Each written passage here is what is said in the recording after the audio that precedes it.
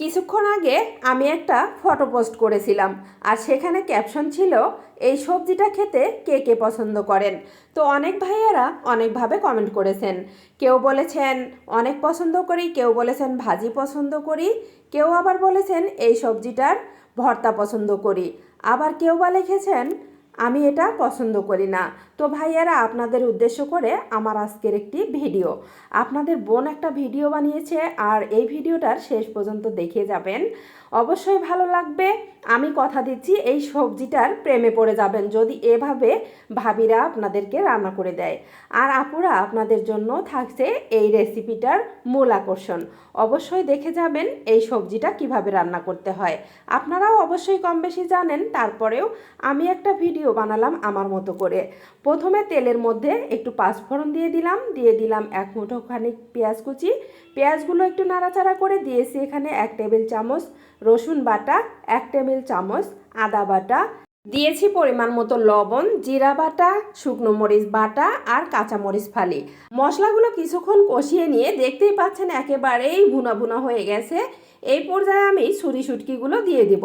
এই শুটকিগুলো আগে থেকে সুন্দর করে শুকনো খোলায় ভেজে গরম পানি দিয়ে ধুয়ে রেখেছিলাম।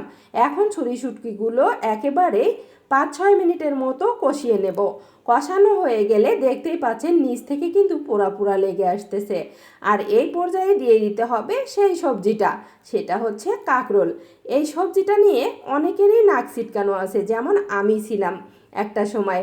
এই কাঁকরোল খেতেই চাইতাম না, আর কাঁকরোল বাসায় নিয়ে আসলেই রাগারাগি করতাম যে কাঁকরোল সবজিটা একদম ভালো লাগে না, নিয়ে আসবা না। তো আমার নিজের মতো করে কয়েকদিন এভাবে রান্না করেছিলাম। এতটা মজা লেগেছিল এই সবজিটা, আমার মুখে লেগে আছে। আর আজও রান্না করে খাওয়ার পরেই কিন্তু আপনাদেরকে আমি এর টেস্টের কথা বলতেছি। তো যাই হোক, এই সবজির প্রশংসা করতে করতে আমি কিন্তু সবজিটা কষিয়ে নিলাম। আপনারা দেখতেই পাচ্ছেন 1 বাটি মতো মশলা বাটা পানি দিয়েছিলাম। এখন সবজিগুলো যখন 90% হয়ে এসেছে, তার মধ্যে কিন্তু আবারও আমি থেতো করা রসুন দিয়ে দিলাম 1 মুঠো, আর দিয়ে দিলাম কিউব করে কেটে রাখা পেঁয়াজ। পেঁয়াজ দিয়েছি এখানে 1 মুঠোরও বেশি। এই রান্নাটার মজা হওয়ার জন্য এটাই কিন্তু পারফেক্ট মশলা, সেটা হচ্ছে সবশেষে রসুন থেতো আর হচ্ছে পেঁয়াজ। এটা দেওয়ার পর কিছুক্ষণ হাতে সময় নিয়ে চুলার আঁচ মিডিয়ামে রেখে নাড়াচাড়া করে একেবারে নিচ থেকে পোড়া পোড়া লেগে আসা পর্যন্ত রান্নাটা করে নিতে হবে। মাঝে মাঝে কিন্তু অবশ্যই নেড়ে চেড়ে দিতে হবে, নইলে নিচ থেকে পোড়া লেগে যেতে পারে। বিশ্বাস করেন বন্ধুরা, এই পর্যায়ে সবজি থেকে এত সুন্দর একটা ফ্লেভার আসতেছে, শুটকির মোমো একটা ফ্লেভার, আর হচ্ছে এই কাঁকরোলটা দেখতেই পাচ্ছেন আমি সবুজ কালারে রেখেছি।